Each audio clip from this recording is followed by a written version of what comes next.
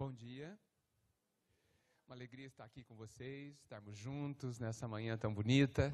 Eu agradeço muito o convite da casa e eu tenho certeza que Jesus está conosco, nos abençoando a todos nós. Eu gosto muito de interagir com vocês, então eu gostaria muito que vocês me interrompessem, perguntassem o que quisessem, acrescentassem alguma coisa, certamente vocês têm muito a acrescentar. Então, fiquem à vontade para qualquer tipo de intervenção, não esperem um momento, a hora que vocês acharem que alguma coisa precisa ser dita, levantem a mão e eu estarei muito interessado em ouvi-los. Combinado? Eu peço para que vocês não me deixem falando aqui na frente sozinho, tá? Bem, o tema hoje é ser útil. Ser útil é uma preocupação quase que de todos nós. Não sei se vocês já se tocaram disso, né? E nós temos, por isso, ou por outros motivos, medo de não sermos úteis. Tá certo isso? E um dia me perguntaram o seguinte, foi esse ano inclusive, uma pergunta fantástica. Perguntaram o seguinte: Edgar, se te tirarem a utilidade, o que sobra? E eu repasso essa pergunta a vocês. Se nos tirarem a utilidade, se eu deixar de ser útil, o que sobra de você? Uma boa pergunta, né? Eu gosto de perguntas difíceis. A nossa cultura, eu não sei se de todos os tempos, não me lembro dos outros tempos, mas a cultura atual fala muito que a gente precisa ser útil, né? A gente precisa produzir, a gente precisa ser eficiente, a gente precisa fazer algo. Não é verdade isso? E talvez por isso, não só por isso, mas impulsionados por isso, a gente enche o nosso dia de 1000 atividades, né? Fazer nada é uma heresia, não é? Apesar que eu vejo algumas correntes de pensamento sugerindo que às vezes a gente faça nada. A gente nem sabe fazer nada, vocês já perceberam? Eu fico imaginando a seguinte cena e recomendo. Apesar que o que eu vou dizer nem é fazer nada, mas é fazer algo diferente. É você chegar na sua casa e dar a sorte de não encontrar ninguém lá, né?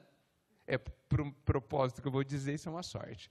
De não encontrar ninguém lá, e aí você não liga a TV, não liga a música, não abre o celular, apenas se senta no sofá e pensa. O que vocês acham? Bom dia. Pensar não é fazer nada, ainda. Mas talvez seja fazer bem menos do que a gente costuma fazer e encher o nosso dia, né? A gente, às vezes, tem a ilusão de que ter feito muitas coisas durante o dia é bom, não é? Então a gente começa o nosso dia, alguns de nós começam o nosso dia, faz uma listinha, não, preciso fazer tudo isso hoje. O dia não pode acabar se eu não fizer tudo isso. E aí você termina o dia, olha para a listinha, você ticou tudo. Nossa, fiz tudo, que ótimo. Será? Será que é bom mesmo? Será que ser útil, ser produtivo, é ter feito muitas coisas? Ou é ter feito as coisas certas? Há uma grande diferença. Porque você pode ter colocado um monte de bobagens na sua lista. Ou não bobagens. Em si são coisas interessantes. Mas a grande questão é, o que você fez te leva para onde você quer chegar? Essa é a grande questão. Essa é a grande questão que a gente não pode esquecer. Nós estamos, ao viver cada dia, caminhando para uma direção. Qual é a direção? O que define a direção é o tipo de coisas que você faz. Eu posso encher o meu dia de 1 milhão de atividades. Atividades não faltam. Mas são as atividades que me levam a um lugar bom, que me levam à felicidade, que me levam à minha completude. Porque senão eu posso ter terminado o dia, ou a vida encarnada, e apenas ter feito um monte de coisa. Mas continuo no mesmo lugar, porque eu posso fazer um monte de coisa e estar andando em círculos. E aí, mesmo assim, eu posso dizer que eu nunca parei, de verdade. De fato, eu nunca parei, mas andei em círculos. Existe uma poesia de um poeta americano fascinante, ele diz assim, que a pior coisa da vida é não ter vivido. E fazer coisas não é viver. Os animais fazem coisas o dia inteiro. Nós somos animais, mas um pouco diferentes, sabemos disso. Então, a questão da utilidade e a questão de não sermos úteis, esse perigo que a gente tem tanto medo de viver, é algo que nos aflige, né? E a gente precisa pensar nisso, porque não sei se vocês já perceberam, existem algumas situações da vida que a gente não consegue, entre aspas, fazer muita coisa, não é? Depois dos 90, assim, né? Depois dos 90 anos, parece que a gente não consegue fazer muita coisa, consegue? Dizem, não cheguei lá ainda, né, que alguns que têm 90 anos, dizem que não são mais úteis. Não é? Que são um peso para a sociedade, não é verdade? Peso para a família. Será que eles estão certos? O que vocês acham? O que vocês acham? Porque nós aqui corremos o risco de chegarmos aos 90 anos. Né?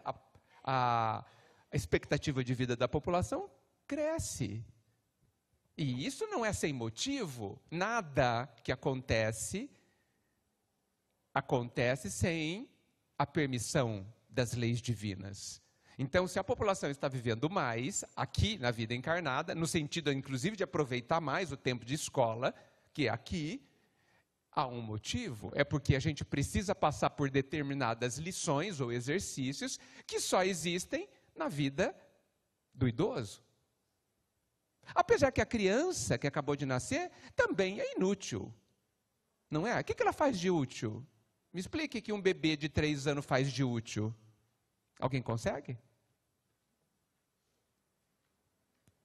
Eu sei que ele dá muito trabalho. E por que o de 90 não dá? Ah, que ótimo, excelente, excelente. Mas, então, será que você descobriu a utilidade deles?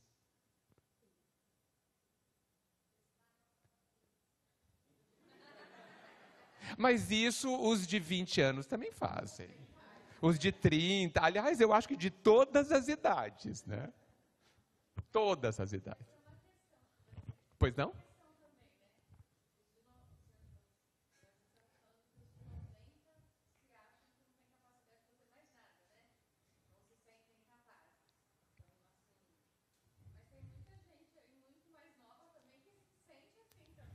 Então, você vê que nós temos um problema para resolver. Em qualquer idade. Todo mundo entendeu que ela disse qual é a utilidade do bebê de 3 anos e do bebê de 90? Todo mundo entendeu?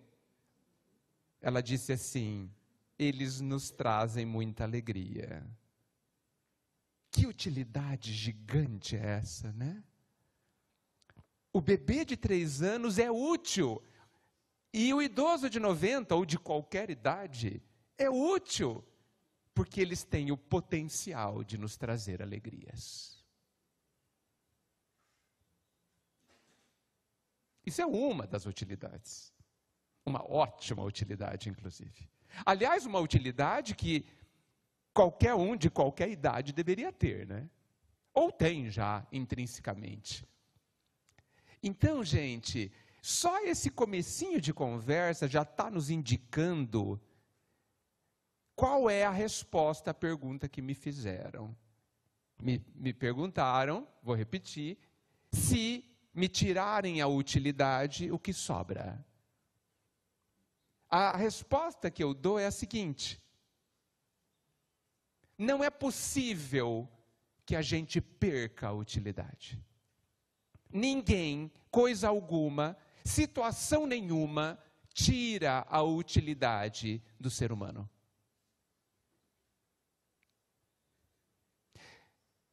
Porque nós sempre, ao existirmos, estamos oportunizando algo a nós e a alguém. Como você bem disse, eu posso existir e dar a chance de alguém estar alegre por isso. Eu posso existir e dar a chance que alguém me ajude. O bebê de 3 anos está ajudando o pai, a mãe, todo mundo que o cerca, a cuidar dele.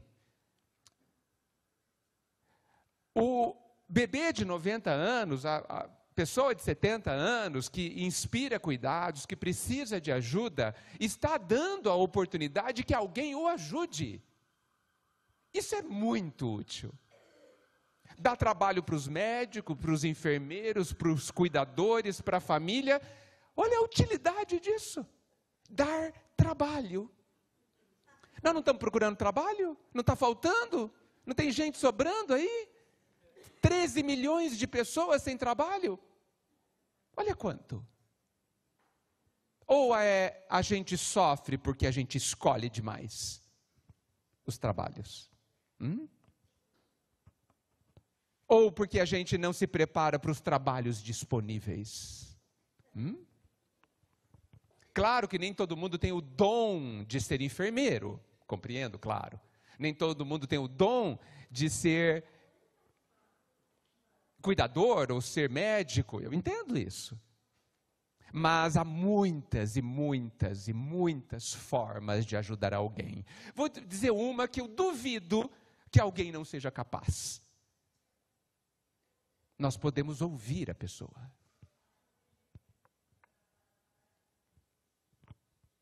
Alguém não é capaz de ouvir? De dar a sua atenção a alguém? Isso é um trabalho gigantesco, mobilizador. Todo mundo tem essa possibilidade. Então, gente, não existe pessoa que não possa ser útil. E se isso é verdade, se vocês concordam comigo, então eu pergunto, e por que a gente tem medo de não ser capaz de fazer algumas coisas? O idoso, o muito idoso, ou a pessoa que o físico já não responde como antigamente, né? Ele não consegue fazer uma série de coisas, muitas vezes não consegue andar, não consegue levar uma coisa pesada de um lugar a outro, não consegue fazer uma comida, não consegue arrumar a cama, não consegue fazer uma série de coisas por questões físicas. Por exemplo, por que a gente tem medo de não conseguir fazer essas coisas básicas? Alguém falou alguma coisa? Vai depender de outra pessoa? E qual o problema? Esperar o tempo do outro. Será que isso não é um exercício? É, né?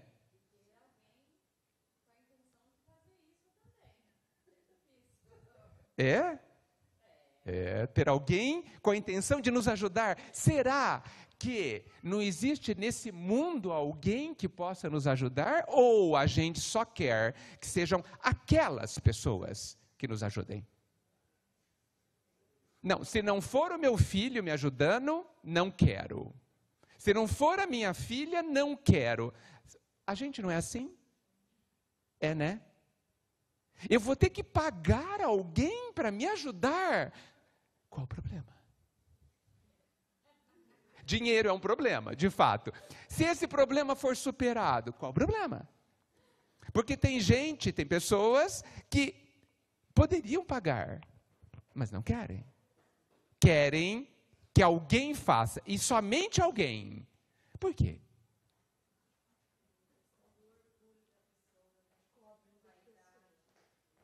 Olha quantos exercícios a vida está nos dando para que a gente se torne alguém mais feliz.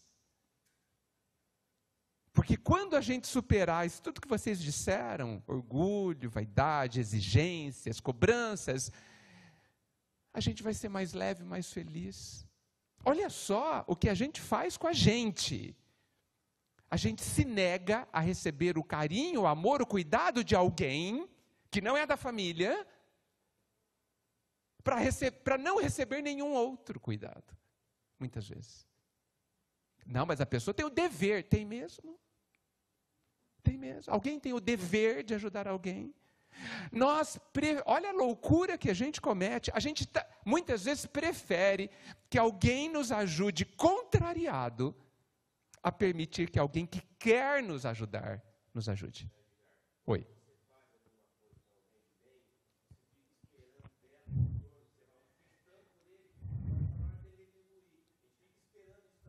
Fica. Talvez não. O nosso amigo disse, para que o pessoal da internet ouça, ele disse que a gente faz um bem para alguém, às vezes a vida toda, né? Cuida da pessoa, né? Desde criança, né? desde bebê, tal, e fica esperando que a pessoa cuide de nós e ela não cuida algumas vezes. Quem é que está perdendo nessa história? Alguém sabe? A pessoa que ainda não consegue ajudar. Não é quem não recebe. É a pessoa que ainda não consegue ajudar. Só que a gente fica bravo com essa pessoa, não fica? Porque ela não consegue ajudar. E aí, vocês já me ouviram falar isso? Essa situação de você ficar bravo com alguém que não tem para dar, é a mesma coisa de você ficar em frente da laranjeira brigando porque ela não dá morangos. Não é a mesma coisa?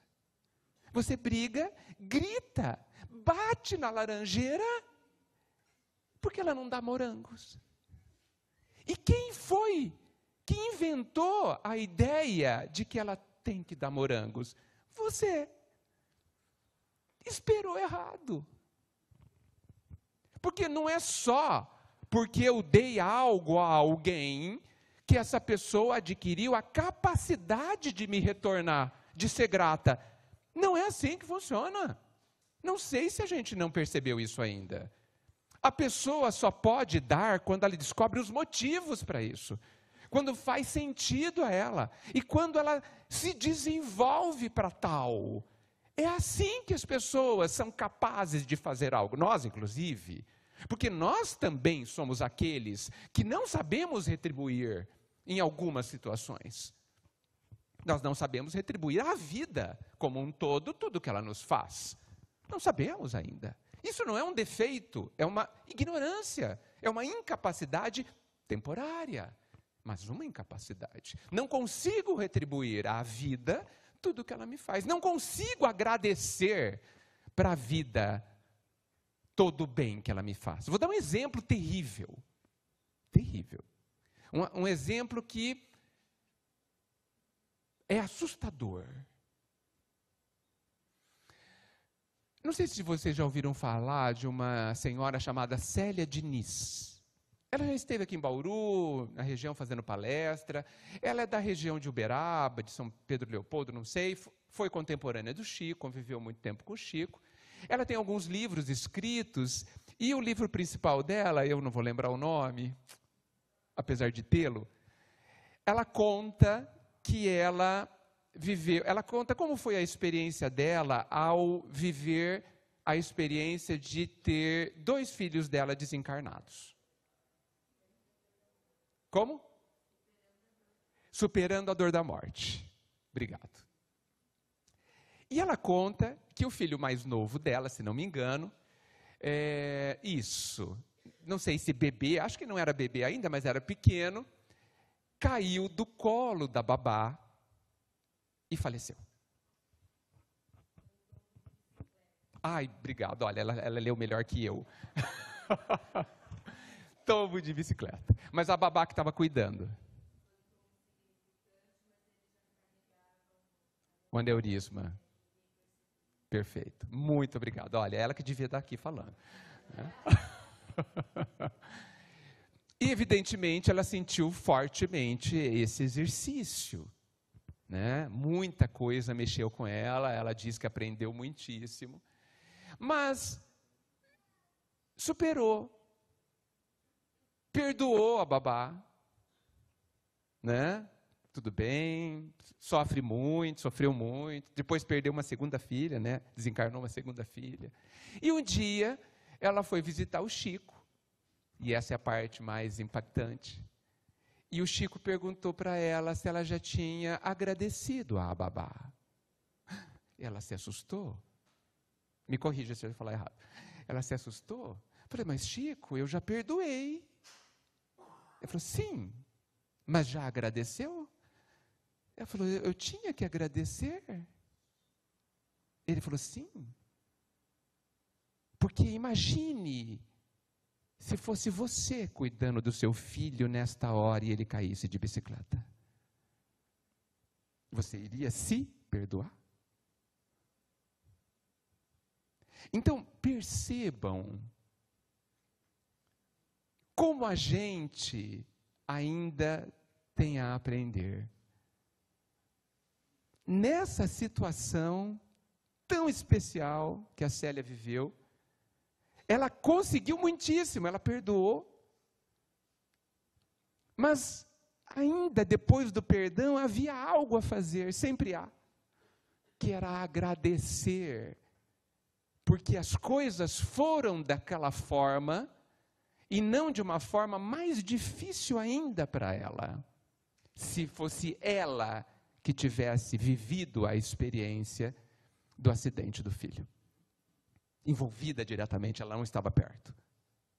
Então percebam, gente, nós também somos como aquela pessoa que você citou, de que não somos gratos o suficiente. E quando a gente dá muito e espera receber, nós temos algo a aprender, que é não esperar. Ou então aprender que, quando a gente dá para alguém, na verdade, a gente está dando para a vida. E é a vida que vai retribuir.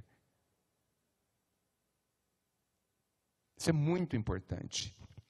Tudo que a gente planta será colhido. Isso é lei.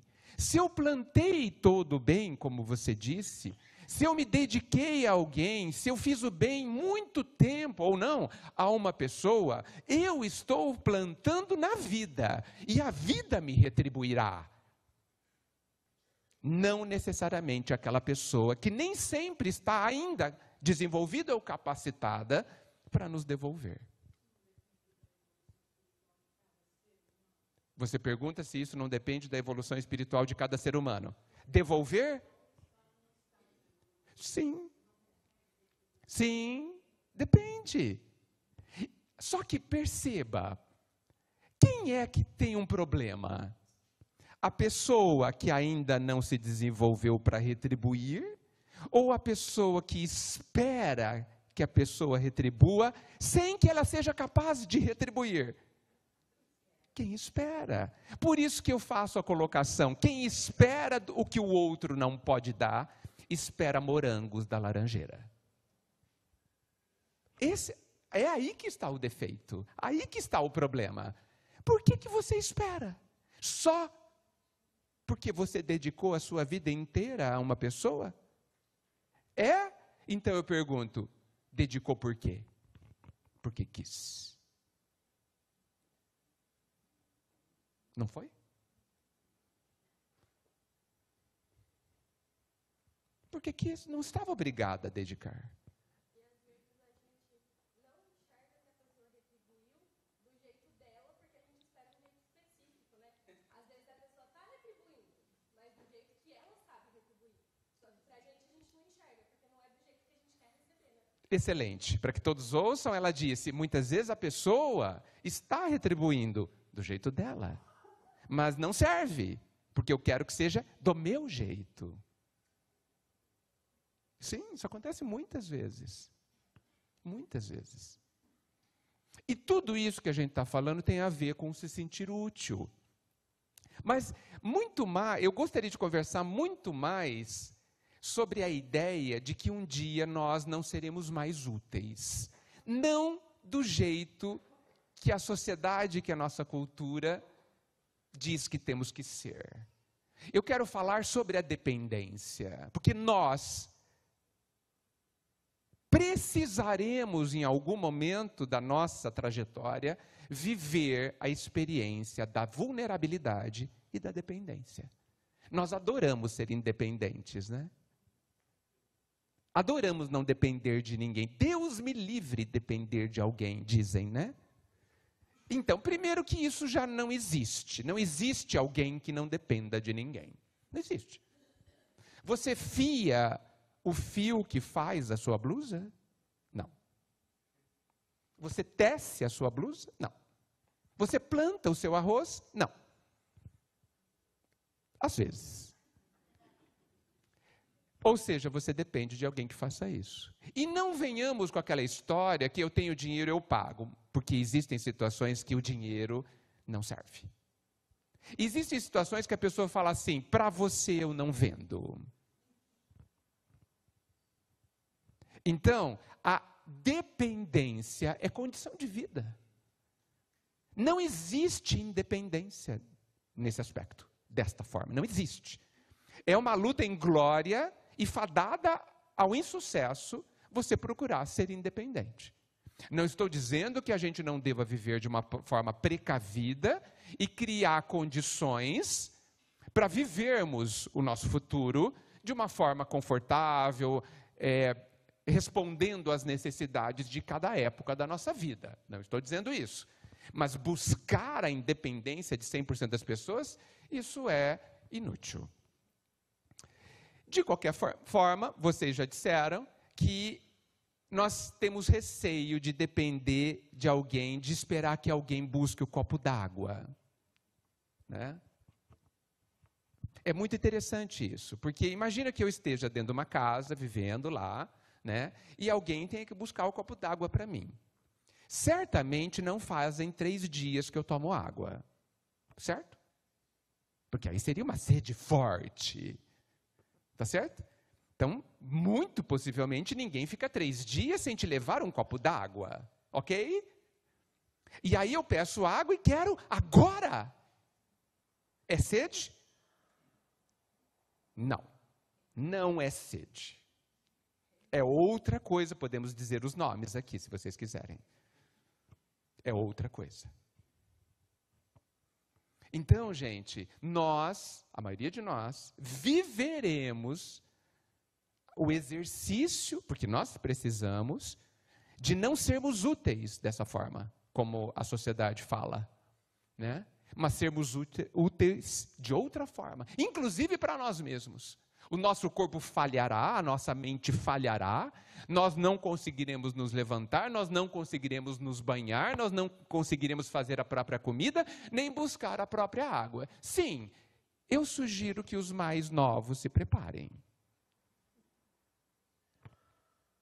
Eu sugiro que aqueles que não chegaram nessa situação se preparem, porque a chance disso acontecer é brutal.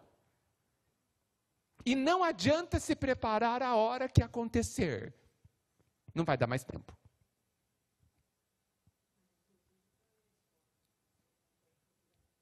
Para eles quem? Sem dúvida, todos. E veja, não precisa ter 90 anos. Eu posso quebrar as 2 pernas aqui agora, a hora que eu descer aqui, e Preciso de alguém. Esses dias, sexta-feira, eu fui na casa de uma amiga e o filho dela quebrou o braço e a mão. Um braço e uma mão. E ele está assim. Ele não consegue fazer muitas coisas, vocês entendem, né? Então a mãe está dando banho no filho de 18 anos. Está ajudando a escovar dente. Fazer todas as necessidades. Se deitar. Coisas básicas. Então, não precisamos ter 90 anos para depender das pessoas. A ideia do que a gente está conversando hoje é que a gente reflita sobre essa questão. Esse desespero que a gente tem de ser útil. Mas ser útil de uma forma que a gente pensa que só é útil desta forma. Existem muitas formas de sermos úteis. E eu já disse, quando você é ajudado, você está dando a chance dessa pessoa te ajudar. Você está dando a chance dessa pessoa aprender a ajudar alguém. Você está dando a chance dessa pessoa mobilizar sentimentos que talvez nunca tenham sido mobilizados dentro dela. E até ela aprender, talvez ela não te atenda tão bem.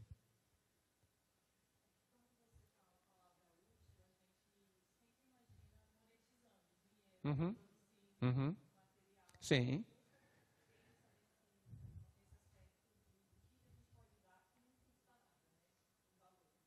A nossa amiga disse que quando a gente pensa em utilidade, a gente pensa em coisas que envolvem questões monetárias, né?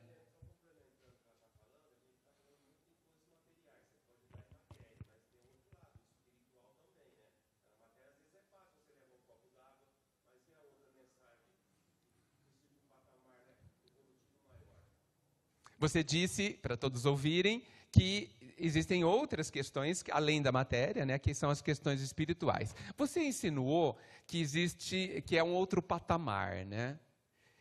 Não sei se é preciso tanta evolução assim para a gente colocar alguma coisa elevada. Eu tenho a impressão que o Evangelho sugere que não é somente o que eu faço que é bom, mas como eu faço o que faço, que muda tudo. E eu já falei aqui, aquele capítulo chamado Bônus Hora do Nosso Lar, do André Luiz, é um capítulo que me perturba, porque eu tenho certeza, já li ele várias vezes, que ele está dizendo coisas que eu ainda não consigo entender. Esse capítulo fala muito sobre isso, sobre o trabalho. Trabalho é fazer qualquer coisa que produza algo útil, não é dar dinheiro, isso é emprego, tá certo? E ele diz, inclusive claramente, que para todo trabalho, normalmente a gente recebe algo em troca, nem que seja um obrigado, que não é pouco, né? Às vezes dinheiro, às vezes conforto, etc. Mas ele diz, e mesmo ele dizendo com essa clareza, eu ainda tenho certeza que não entendi totalmente, ele diz que o último salário, ou seja, de todos os salários que a gente recebe a cada ato, tem um deles que é Deus que dará. É Deus que dá. E eu acho que a gente precisa aprender sobre qual é esse salário que só o Pai dá. E ele diz que o Pai reserva a ele essa função. Quando eu levo um copo d'água, eu posso estar fazendo uma enormidade para outra pessoa. Não pela água, mas pelo sentimento que eu tenho ao dar a água. Não é o quê? É por quê? É o que me leva. Já foi dito na doutrina que nós somos julgados pela intenção e não pelo ato. Certo? Que a nossa própria consciência nos julga, nos analisa pela intenção. E ela, a consciência, sabe qual é a nossa verdadeira intenção. Não é nem Deus, apesar que ele sabe também. Mas somos nós que nos julgamos, porque eu sei por que fiz. E sei por que não fiz. Sei o quanto de interesse e de ganhos eu estava projetando para ter ao fazer. Por isso que eu digo, eu cuidei da pessoa a vida inteira. E cuidou por quê? Só você vai saber. E talvez, como diz o Evangelho, você já tenha recebido o seu salário. Porque muitas vezes, se eu faço alguma coisa para que me aplaudam, este é o único salário que eu vou ter. E ele é bem pobre. Mas é o que eu queria. E eu vou ter. Porque é da lei que eu tenha o que procure. E muitas vezes, o que eu procuro é pobre. É pouco. É insuficiente. Mas você ia falar alguma coisa e eu não te deixei. Sim, sim. E fazer o afeto é uma condição de cada um. Sim, exatamente. E quando a gente tem que ajudar alguma pessoa, a gente não tem nada, a gente não é obrigado a coisa alguma. E quando a gente tem a oportunidade de ajudar alguém que a gente não tem afeto?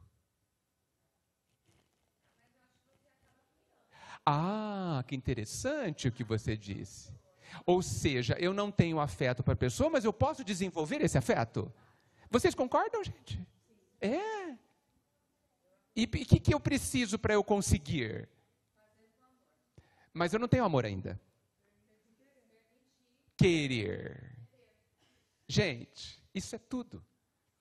Resposta dos Espíritos à questão 909 no Livro dos Espíritos. Para mim, a resposta mais terrível do livro. Mais terrível. Kardec, o grande perguntador, pergunta aos espíritos se a gente é capaz de vencer as nossas mazelas, a todas as nossas dificuldades, com as nossas próprias forças. E ele falou sim. Uma resposta simples, sim. Só que ele piora a resposta dizendo que sim, inclusive com esforços insignificantes. A gente podia dormir sem essa. Ou seja, olha só, tudo aquilo que a gente acha dificílimo de fazer na vida, os Espíritos estão nos dizendo que sim, a gente consegue fazer, mas não com muitos esforços gigantes, mas com esforços insignificantes. Quando eu li, eu falei, esse espírito nunca encarnou para falar um negócio desse, um absurdo desse. E ele complementa de uma forma absolutamente lógica, dizendo que basta que você tenha vontade, querer. Querer algo que você não sabe fazer, para que saiba. Não tem outro jeito de aprender. Mas eu gostaria de ampliar essa questão do ser útil. Porque a gente se sente bem, se sente valorizado, guarde essa palavra que eu vou voltar nela, quando eu consigo ajudar alguém, né? Não é bom? Assim, eu vou lá, eu pego um negócio aqui e entrego para o Chico. Aí o Chico fica feliz. É bom, né? Não é bom? E quando eu tenho que falar não ao Chico? E isso é ajudar o Chico. Fica mais difícil, né? Porque o Chico talvez nunca mais fale comigo. Porque ele pode não compreender. Porque ele pensa de outra forma e tem todo o direito, ele não é obrigado a me compreender. E aí ele briga comigo, sai de casa e nunca mais fala comigo. A gente está pronto para ajudar assim? Porque isso acontece na nossa vida. Muitas vezes. Às vezes a pessoa nem briga tanto tempo assim com a gente, nem sai de casa. Mas fica uma semana emburrado. Né? Já é um bom exercício. A gente consegue ajudar alguém assim? Estamos prontos? Porque ajudar alguém que nos agradeça, até os publicanos fazem. Até o criminoso, um ajuda o outro. Na quadrilha. Não ajuda? É claro que ajuda. Olha, vou te salvar nessa. E vai lá e mata alguém. Pronto. Ué, é uma ajuda? O outro, nossa, você é amigão mesmo, né? Ele ajudou. Dentro dessa ótica, é uma ajuda, ué. A vida nos convida a ajudar, a aprender a ajudar de verdade. Isso nós estamos falando de caridade, fora da caridade não há salvação. E aí? A gente está pronto a ajudar alguém que não vai compreender a nossa ajuda? Precisamos. Precisamos. Porque senão a gente não está ajudando. Senão, na verdade, a minha intenção verdadeira é que o outro me agradeça. E esse será o seu salário, não a paz que a gente procura. Não a paz. Porque a gratidão do outro já foi a sua paga. Porque você não queria de verdade ajudar o outro. Você queria que ele te agradecesse. Não é verdade? Mas vamos piorar a situação. Vamos dificultar a situação. Imaginem que a pessoa esteja sem nenhum movimento na cama. Fraturou a coluna, envelheceu, teve um AVC, está em coma, não importa os motivos, a vida é pródiga em trazer situações assim.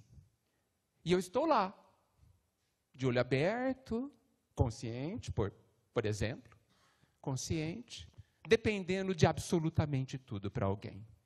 Normalmente, e infelizmente, essa pessoa se sente inútil. Não se sente? E aí a gente fala, Deus me livre. A gente fala assim, Deus me livre. Mas Deus só nos livra do que não é bom.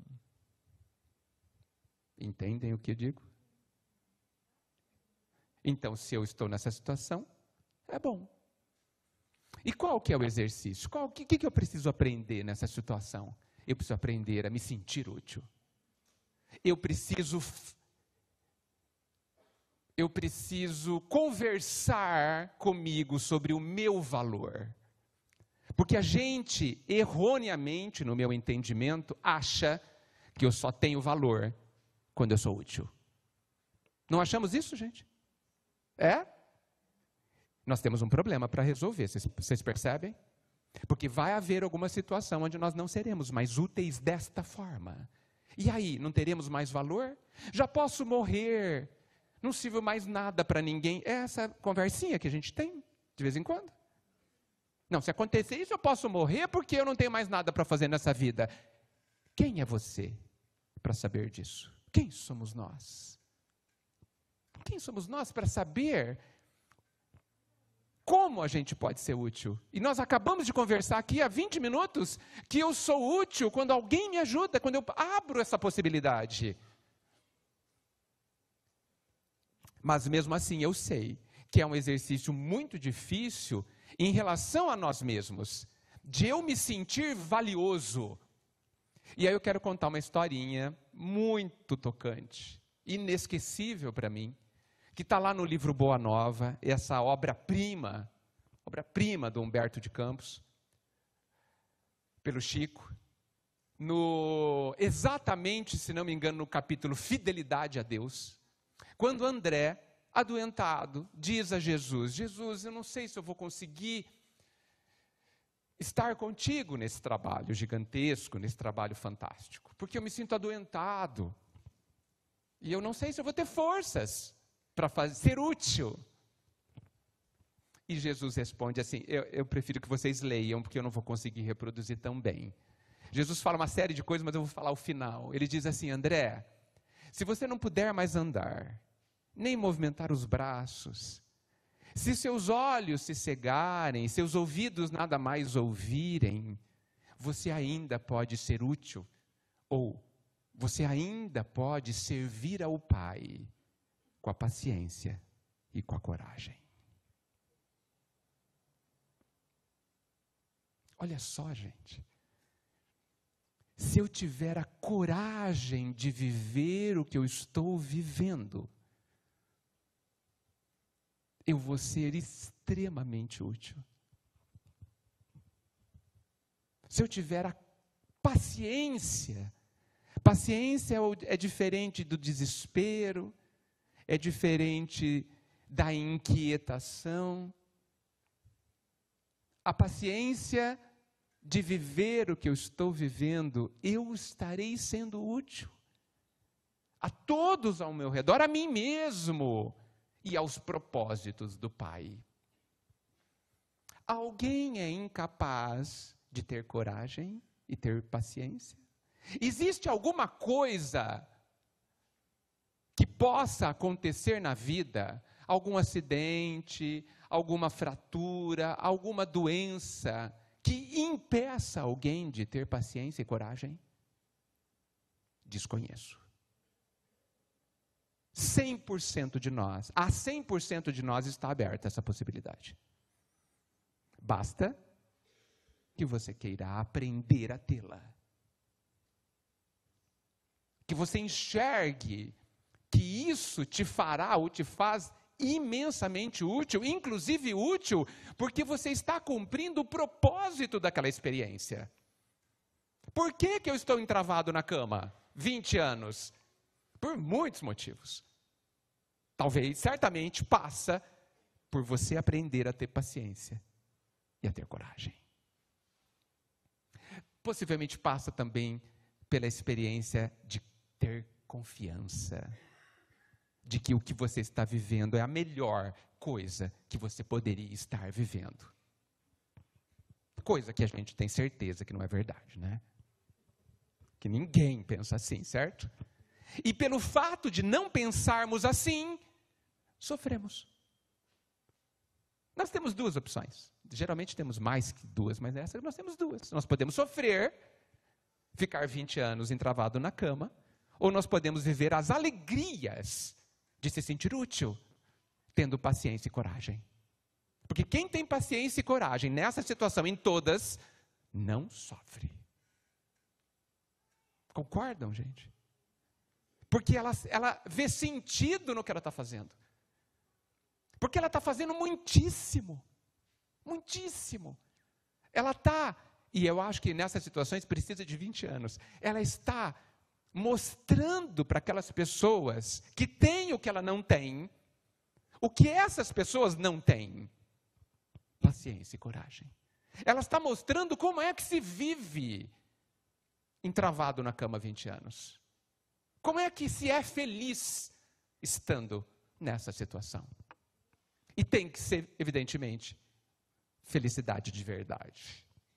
Felicidade de quem compreende o que está acontecendo, de quem vê sentido no que está acontecendo e cumpre o seu papel, a sua missão. Mas eu pensei na palavra missão, mas não quis usar, porque todos nós temos a nossa missão.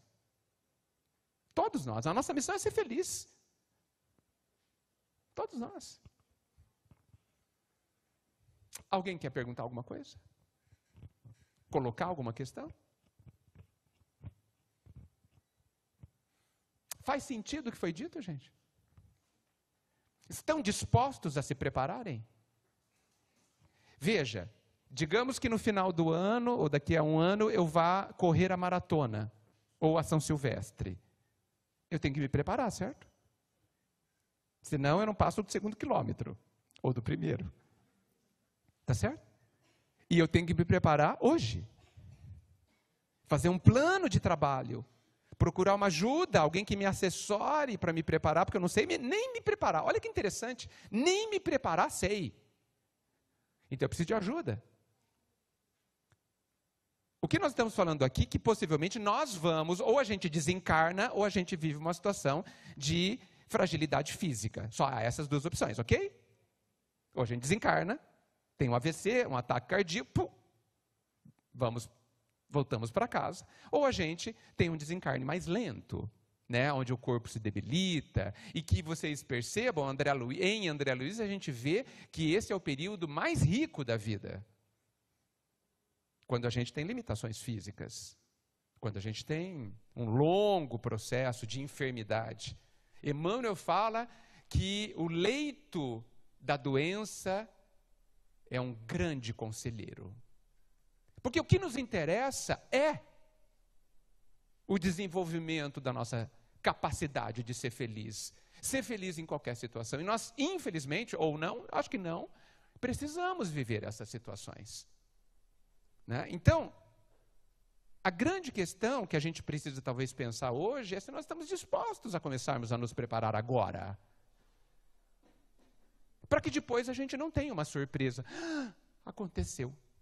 E veja, alguns de nós vamos ter 40 anos para nos preparar. Alguns de nós vamos ter 5 minutos. E não vai dar para se preparar mais.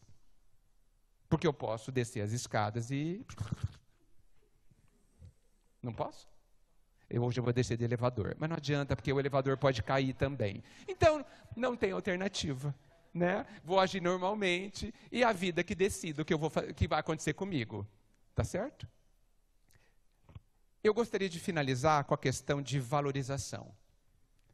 Quase todos os nossos sofrimentos, quase todos, no meu entendimento, está ligado ao fato de que nós somos muito carentes afetivamente. Nós vivemos dentro de nós, talvez, uma carência afetiva estrutural. Talvez, estrutural. Certamente, uma carência afetiva. E por conta dessa carência, dessa não autovalorização, carência afetiva e não autovalorização é a mesma coisa para mim. Nós fazemos coisas absurdas. Nós vendemos a nossa alma.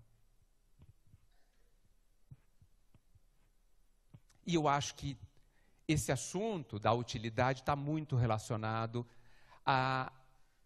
ao nosso impulso de querer que os outros nos valorize e nos ame. Parece que nós precisamos disso para viver, não parece? Eu tenho dúvidas se isso é verdade, mas parece. A carência afetiva cria uma necessidade muito concreta, inclusive, muito forte, que nos faz agir como se a gente precisasse do amor do outro. Não é verdade isso? E quase tudo do que a gente faz tem no fundo esse impulso. Por isso que eu trouxe o exemplo que se nós somos capazes de ajudar alguém que não vai compreender como é a nossa ajuda, que não vai nos agradecer, pelo contrário, vai ficar muito bravo. Porque isso mexe com a nossa carência, com a nossa vontade de que as pessoas nos validem, de que as pessoas nos digam que a gente é bom, que a gente é uma boa pessoa, uma pessoa de valor, essas bobagens todas. E eu penso que quem tem que dizer sobre o meu valor sou eu. Ninguém mais. Alguém mais me conhece melhor do que eu? Como a pessoa que trabalha comigo vai saber do meu real valor? Como? O que ela sabe de mim? Como que o meu irmão, e eu vou ser agora, a minha mãe ou meu pai sabem quem eu sou? Como? Se eles são outra pessoa. Sabem bastante? Sim. Mas não tanto quanto eu sou capaz de saber. E aí eu entrego a alguém a responsabilidade de dizer se eu tenho valor. Tem alguma coisa errada nessa história. Imagine que você pegue o seu anel e vai ali na esquina, a hora que você encontrar qualquer pessoa e fala assim, quanto que você acha que custa esse anel?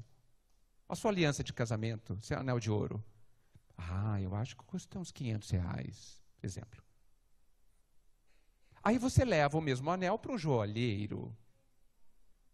E ele fala que custa R$2.000. Quem é que está mais certo? O joalheiro. Por quê? Porque ele entende do assunto. Então você pega você e pergunta para o mundo, para as pessoas com quem você convive. Pergunta de um jeito estranho. Quanto eu valho? Qual é o valor que você me dá? Alguns dão R$1. Não entendem nada de quem eu sou. Alguns dão 5.000, já melhorou. Mas eles sempre vão errar. Oi.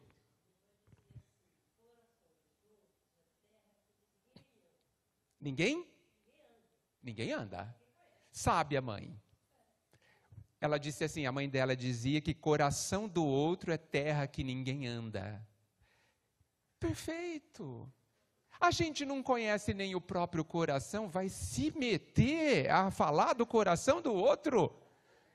Outra loucura. Eu sempre falo que a gente é muito estranho. Primeiro que a gente pede morango da laranjeira. Né? A gente precisa ir ao médico para cuidar dessa questão.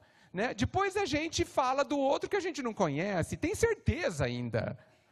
A gente é muito estranho.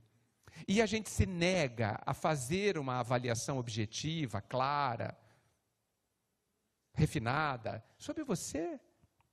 Se nega. E fica entregando esse trabalho, essa expectativa, que o outro me diga o meu valor.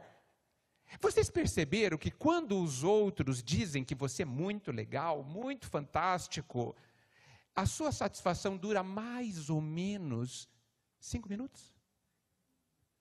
Vocês já perceberam?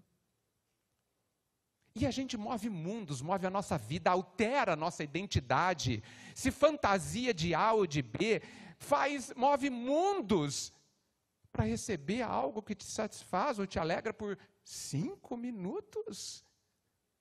Que troca horrível. Que troca horrível. E a gente passa a vida rastejando para que as pessoas nos aplaudam. Rastejando. Implorando que as pessoas nos amem. Não podemos fazer isso conosco, gente. Eles não sabem nos definir o nosso valor. Também não sabem nos amar. Já que nós também não sabemos amá-los. Estamos todos no mesmo barco de aprendizes. Por isso que se vocês lerem o Evangelho não dá nenhuma dica de como ser amado. Já perceberam? Tem alguma coisa, outra me escapou. Tem alguma coisa no Evangelho, alguma parábola, alguma dica dos Espíritos que diz como é que a gente pode ser mais amado? Não. Então nós estamos na contramão, porque nós só queremos isso, não? Não é o que nos move, gente? Sermos amados.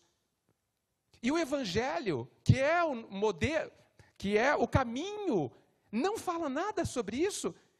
Quem que está enganado? O Evangelho? Sem dúvida que é a gente.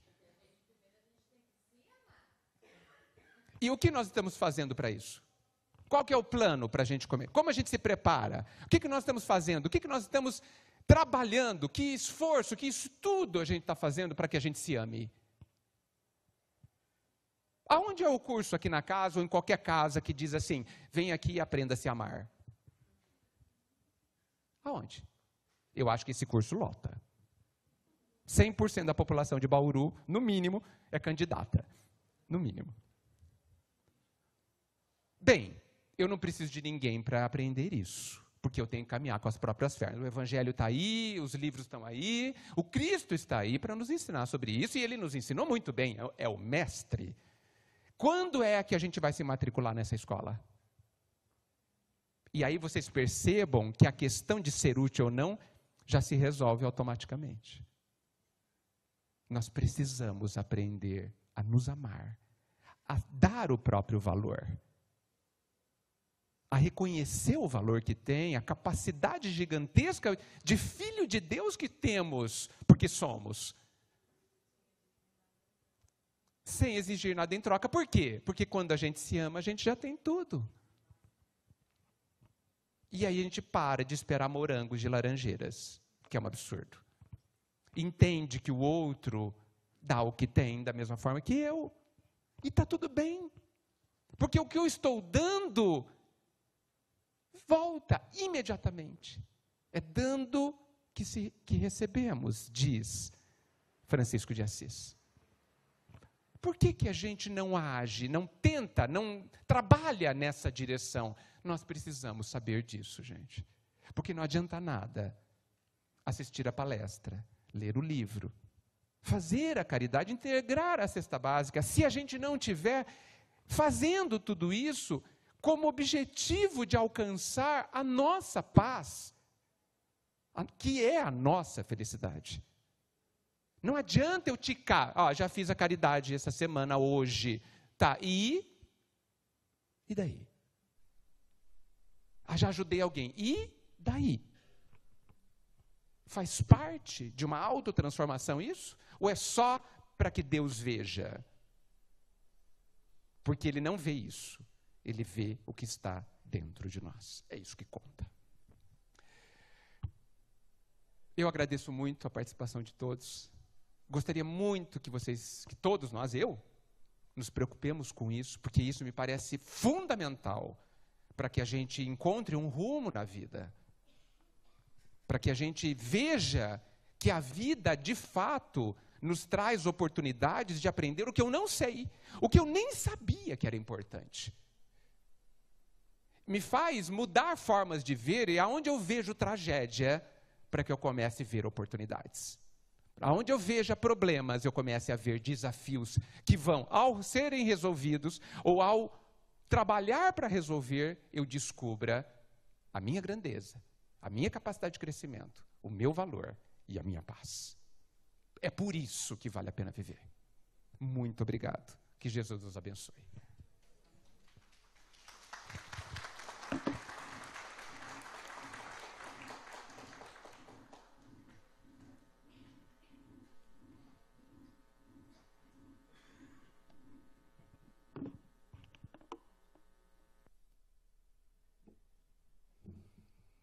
Quantos exercícios de reflexões foram feitos aqui hoje, né? Eu tinha uma meta de viver até os 80, mas, amor, agora eu vou até os 90, tá?